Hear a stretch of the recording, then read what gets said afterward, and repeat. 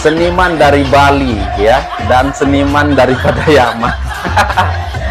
Kalian bisa bedakan lah, ini adalah karya daripada Anies ya yang di bawah, dan itu seniman daripada Pak Yoman. Nah ini dia. Seandainya IKN bentuknya ini, mungkin anak-anak Abah pada tidak nyinyir. Iya. Ada pendukung Anies yang bilang biang keladi hancurnya negara Indonesia adalah Jokowi. Sekarang gue mau tanya sama lu, negara Indonesia bagian mana sih yang hancur? IKN itu jelek ya. IKN itu kayak sarang vampir, sarang hantu. IKN itu kayak rumahnya Batman. Kok dejavu ya? Anies katanya merasa terhormat kalau didukung Prabowo di Pilgub Jakarta. Mas Anies. Masa sih Bang? Gimana itu ceritanya? Kutukan lain, kutukan keagamaan. Masa membangun yang disebut dengan smart, gitu kan? Metropolis City, smart, tapi mistik. Saya selalu memantau orang ini. Dia itu kan pendukung Anies. Kalau Anies ini sampai detik ini nggak ada hasil karyanya. Ngurus gubernur DKI aja gagal kok. Masa 5 tahun berkuasa hanya dapat 1 puskesmas? Yang benar aja. Ya, jelas itu. Saya sudah beritahu Pak Anies. Pak Anies, Anda sebagai adik, ini bukan momen Anda untuk maju pada Pilkada Jakarta Raya. Seniman dari Bali ya, dan seniman daripada Yaman. Kalian bisa bedakan lah, ini adalah karya daripada Anies ya yang di bawah, dan itu seniman daripada Pak Yoman. Nah ini dia.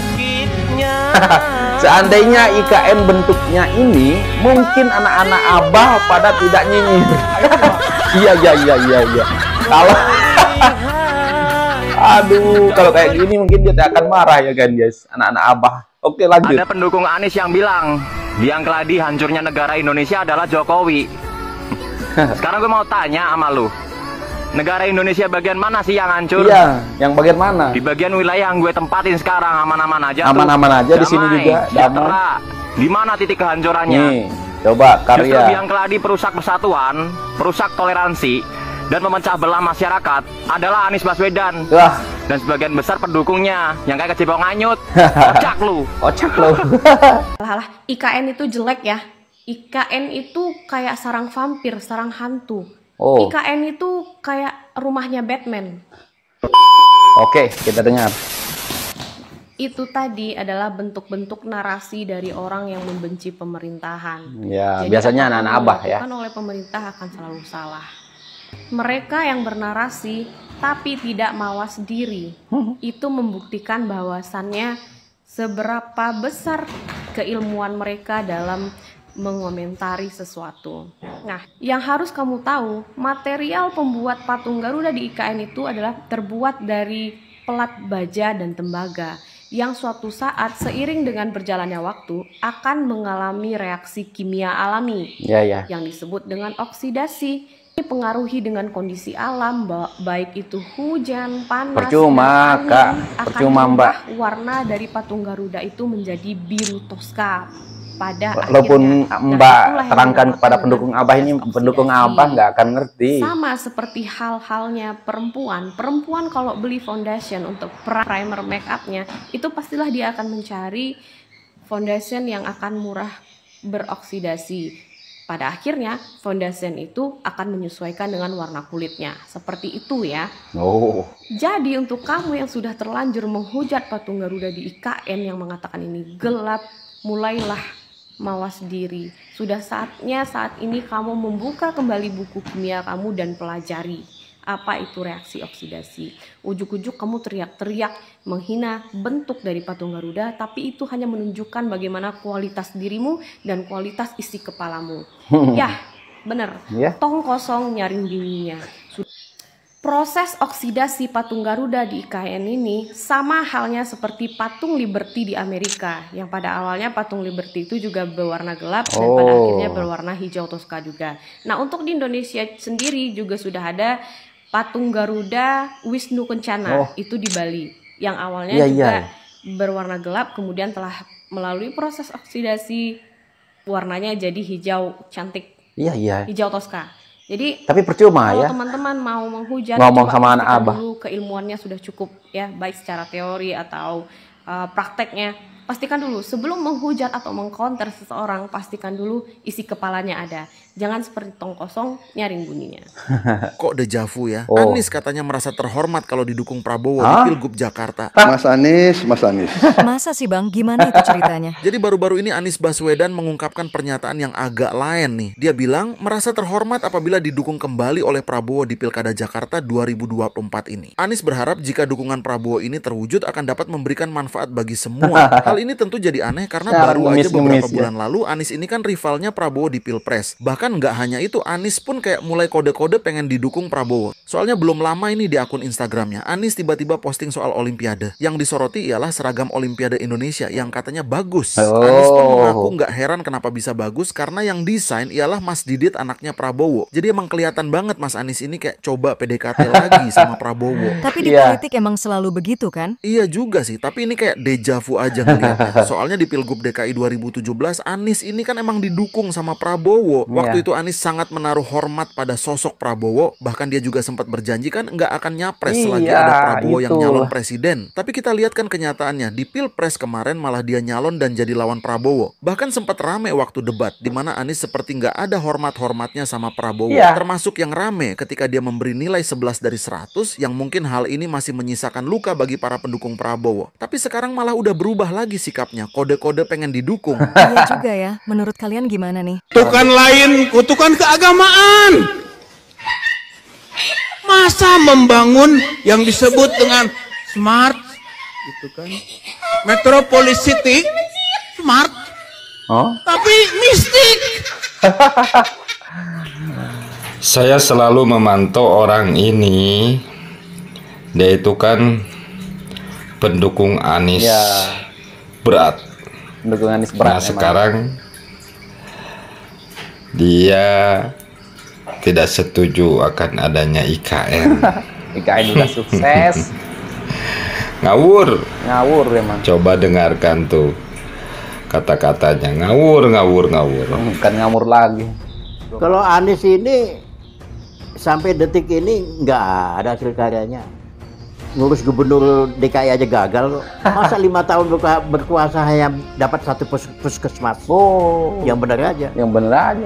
Yang ada adalah kelebihan bayar. Jadi Anies ini boneka. Nanti kalau jadi juga nih boneka, ya bonekanya orang partai lah. Bonekanya cukong-cukong. Nah, nih hati-hati. Anies tuh nggak bisa maaf ngomong ya. Makanya saya nggak pernah singgung-singgung Anies. Ya kita lihat dari DKI aja nggak ada yang berhasil. Ini pasti kalau dia gagal nih Anies nih. Saya berani taruhan, pasti nyalonin ke gubernur lagi tuh. Maaf ngomong ya. Makanya orang-orang yang nggak suka Pak Jokowi ngumpul ke Anies semua sekarang. Iya.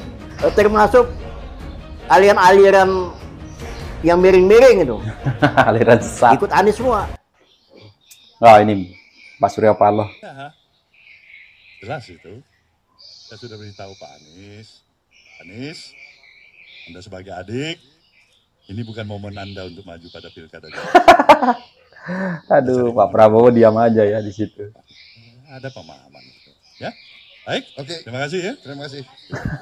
Ditanya apakah berani bersaing dengan Anies gitu di DKJ, kan itu pertanyaannya. Jangankan DKJ, di Pilpres saja kita menang. Jadi semua partai pasti akan dorong partainya dulu dong. Nah sekarang yang tidak punya partai kok mencalonkan, ini kan aneh juga. Ada juga yang nggak punya partai tapi ngotot selalu mencalon gitu. Calon Pilpres, calon Pilgub, nanti calon wali kota lagi. Habis itu wali kota. Kalau kami wajar lah mencalon jadi gitu, karena memang partainya kepala desa pula nanti. Iya kan? Antara sedih dan bahagia melihat Pak Anies ditinggal oleh partai pendukungnya. Di 3 partai ini ada Nasdem, Partai PKB, dan juga PKS.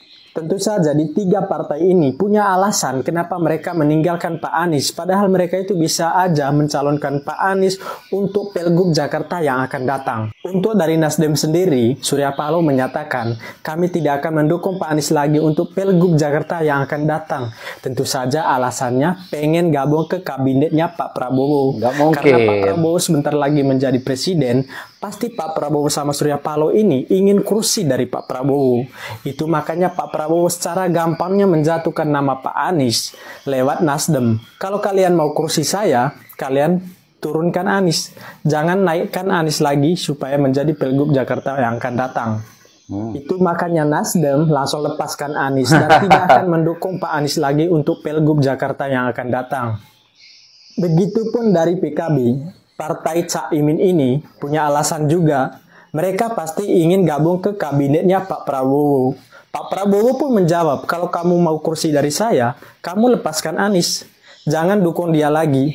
Nah, seperti itulah Pak Prabowo menjatuhkan nama Pak Anies segampang itu. Iya. Dari PKS sendiri, kita tahulah PKS ini sangat mendukung Pak Anies. Bahwa mereka itu ingin Pak Anies ini menjadi presiden dan Pak Anies ini menjadi gubernur Jakarta yang akan datang. Tapi mereka itu tidak bisa sendiri. Mereka tidak bisa sendiri mencalonkan Pak Anies sebagai gubernur yang akan datang di Jakarta, tidak bisa. Suara mereka di Jakarta tidak banyak. Mereka hanya cuma dapat 18 kursi di DPR. Jadi mereka mendukung Pak Anies itu tidak kuat. Mereka harus butuh pendukung dari partai lain. Kalau misalnya cuma PKS doang yang akan mencalonkan Pak Anies, ya tidak bisa. Harus ada partai lain. Ya, benar. Dan aku punya pesan untuk Pak Anies, tetap semangat Pak Anies. Semoga aja Pak Anies menjadi kepala desa ya, ataupun Pak Lurah ya kan guys. Ya, pernah nyalon jadi presiden, turun lagi mau nyalon jadi gubernur, nanti gagal jadi gubernur, nyalon jadi gubernur, jadi wali kota, ya nggak dapat dari itu jadi camat, nyalon jadi camat, lama-lama turun jadi kepala desa, jadi Pak Lurah, las-las jadi ya udah tenggelam, itu aja ya guys. Nah ya, yang lucu ya guys, tadi soal IKN ya, jadi ya dibandingkanlah dengan karya Pak Nyoman dengan karya Pak Anies ya, ya jauh beda lah ya, dibuat dari bambu ya, itu patung apalah entah namanya ya kan, yang dulu viral miliar-miliaran ya, tapi udah dirobohkan karyanya Pak Anies ya mungkin. Tapi kalau itu karyanya Pak Anies seperti bambu-bambu tadi itu yang dipajang di IKN menggantikan Garuda, ya mungkin anak-anak Abah nggak akan menyinyiri IKN. Tapi apapun lah, buat seluruh rakyat Indonesia ya, selamat ya untuk hari kemerdekaan kita yang ke-79. Semoga Indonesia lebih jaya, lebih maju ya kan. Kita akan menggapai Indonesia emas di tahun 2045. Semoga di tangan Prabowo nanti ya kan bisa ya menaklukkan dunia. Indonesia ini semakin dikenal dunia ya kan guys. Tapi aku yakin ya, setelah Prabowo memimpin nanti ya, Indonesia akan lebih baik lagi ya. Sekarang ini sudah lumayan baik dan akan lebih baik lagi insya Allah. Dan IKN sudah sangar ya, kita lihat tadi live ya, waduh megahnya IKN dipakai pertama kali ya kan untuk melaksanakan upacara kemerdekaan ya. Wow, amazing. Oke guys, apapun tanggapan kalian tentang Pak Anies silahkan berkomentar di bawah, dan mungkin sampai di sini untuk video kali ini. Sekian, terima kasih. Assalamualaikum warahmatullahi wabarakatuh. Bye.